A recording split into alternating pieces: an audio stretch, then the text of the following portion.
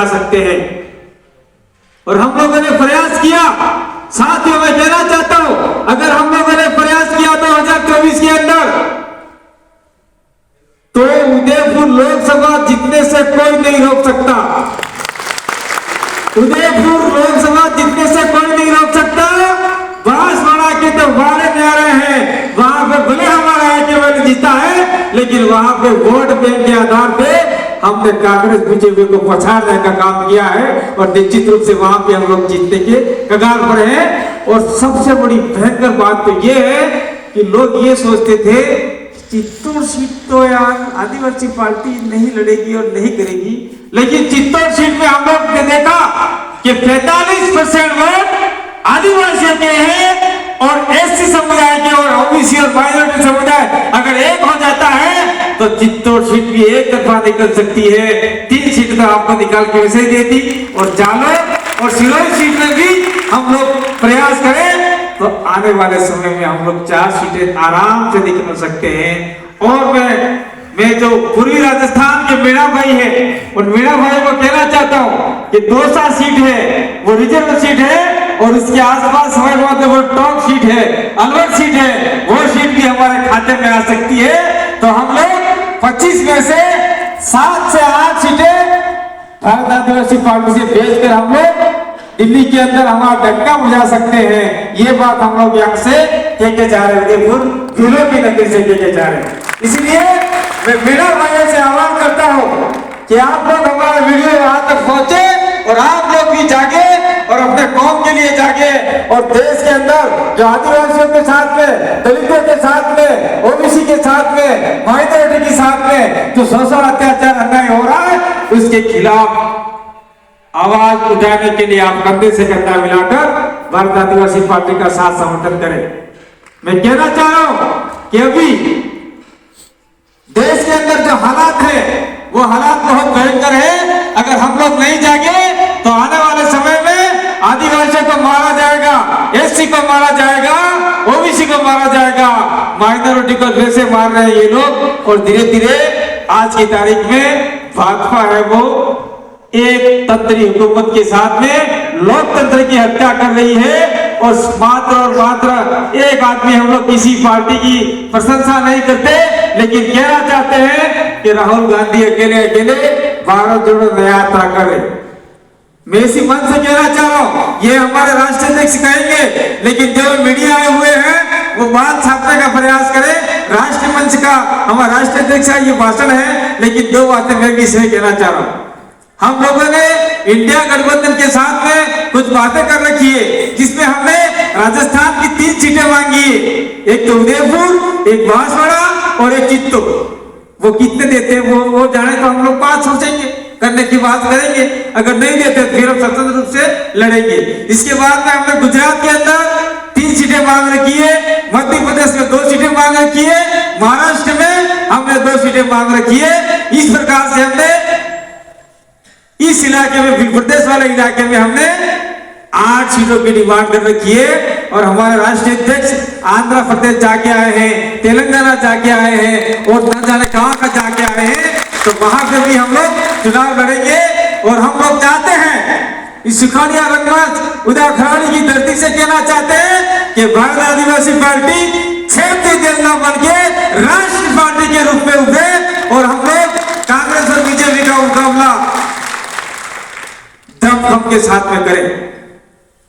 और आज बड़े खुशी की बात है, बहुत कम बुजुर्ग नजर आ रहे हैं, बहुत कम। जितने भी युवा आए हैं, मैं युवाओं को कहना चाहता हूं कि आज के बाद में जिसके वोटर लिस्ट में नाम में जुड़ा है, वोटर लिस्ट में नाम जुड़वाने का प्रयास करें। और मैं कहना चाह रहा हूं, मेरे ये बेटे दिनेश भाई, जगदीश भाई के भाई जगदीश पाटिल को कौन कौन जानता है? जरा हाथ खड़े करो। वो बीच में हमारे बीच में नहीं थे। मेरा थोड़ा बोलने का भी तरीका थोड़ा अलग हो चुका है, मुझे भी 2.5 साल तक दवाई खानी पड़ेगी। और वो जगदीश भाई मात्र 1 घंटे तक, एक्सीडेंट के 1 घंटे के अंदर हमारे बीच में नहीं रहे, वो चले गए। मोहन भाई बैठे, उनका पूरा सब फट गया, पीछे से 32 टाँके आए, अंदर और बाहर निकाल गया, बाहर दोनों मिलाकर। मेरे 6 दिन कोमा में रहा, 1 महीना हॉस्पिटल में रहा और डॉक्टर ने कहा कि आपको 2.5 साल तक दवाई खानी है। तो जगदीश भाई के लिए कल उनका जन्म दिवस है, तो जगदीश भाई के गांव में कुंडला मैदान है, वहां पर बहुत बड़ा कार्यक्रम आयोजित हो रहा है, तो आप लोग सब वहां उपस्थित रहेंगे ऐसी आशा और विश्वास है।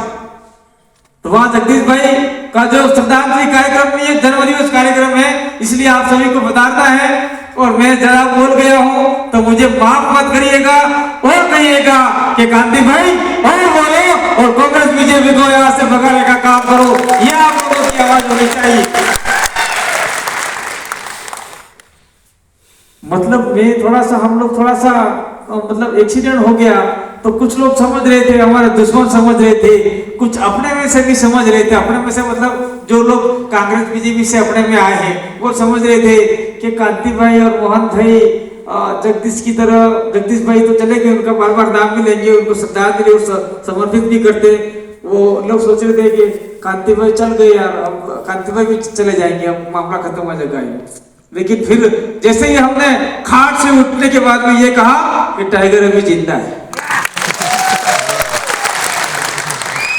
और उठने के बाद में ये भी कहा, मैं बार बार कहता आया हूं, क्या कह रहा हूं, जब तक जोड़ेंगे नहीं तब तक छोड़ेंगे नहीं। मतलब किसको, जो कांग्रेस बीजेपी के साथ में भाग रहे हैं उनको कहना चाह रहे हैं हम लोग, आपको जब तक हमारे साथ में जोड़ेंगे नहीं तब तक आपको छोड़ेंगे नहीं। तो ये बात आपको कहनी है। और मैं कहना चाहता हूं लोगों को, अंतिम दो बातें लेकर अपनी बात समाप्त करूंगा। जिन जिन आदमियों के, जिन जिन नए लड़कों के वोटर लिस्ट में नाम नहीं जुड़े, नाम जुड़वाने का प्रयास करेंगे। और जो बुजुर्ग हमारे साथ में नहीं आ रहे उन बुजुर्गों को कह दीजिए कि आप लोग हमारे साथ में कंधे से कंधा मिला के चलो। और हमारी नौकरी का सवाल है, हमारी जमीन का सवाल है, हमारे जंगल का सवाल है, और सब सवाल है। अगर आपने हमारा साथ नहीं दिया तो ये लोग, जो भी सत्ताधारी लोग हैं, वो हमारे जमीनें, जंगल जमीनें लूट लेंगे, हमें नष्ट नाबूद कर देंगे, हमें खत्म कर देंगे। इसलिए हमको आगे बढ़ना है। हंसदेव का अभ्यारण्य देख लो, कुकी का जो मृत्यु का जो आंदोलन हुआ जिसमें हमारे लोग आदिवासी मारे गए वो देख लो। देश भर में दलितों के साथ में पानी नहीं पीने दिया जा रहा है, बहुत सारे अनगिनत मामले हो रहे हैं। वो सारे अगर हम लोग सावधान हो गए, एक हो गए, तो निश्चित रूप से काम हमारा हो जाएगा। एक बात मैं अपनी बात को के विराम करना चाहता हूँ। बहुत सारे लोग कहते हैं हमारे राष्ट्रीय अध्यक्ष जी बोल लेंगे, दिक्कत नहीं है। वो सर हम लोगों ने कहा 5वीं अनुसूची करके हम चिल्लाए, तो हमारे कांग्रेस और बीजेपी के लोग अनपढ़ आंडू पांडू लोग बोलने लगे, नेता कौन से कांग्रेस बीजेपी के लोग बोलने लगे, अरे ये 5वीं पास वालों को नौकरी दिला देंगे। और फिर बोले कि इनको नौकरी भी नहीं दिलाई, क्या कर दिया। हमने 5वीं पास वालों को नौकरी दिलाएंगे ये नहीं बोला था, हमने ये कहा था कि संविधान में 5th शेड्यूल का प्रावधान है और 5वीं अनुसूची के आधार पर आदिवासियों को विशेष अधिकार है। वो अधिकार के तहत आपके जो भी अनुसूचित क्षेत्र है जहां पर नगर पालिका, नगर निगम नहीं बन सकता, यूटीआई नहीं बन सकता, ये सारी बातें हमने कही थी। और उसको व्यवस्थित रूप से जिस वकील ने लड़ा, मैं अमित भाई को और कहना चाहता हूं, जिस वकील ने व्यवस्थित रूप से लड़ा उस वकील को मैं धन्यवाद देना चाहता हूं। अभी हमारे डूंगरपुर के अंदर सिवलवाड़ा में नगर पालिका बनाई कांग्रेस सरकार ने, वकील ने, हमने जाके कहा 5th शेड्यूल के आधार पर 242 जेड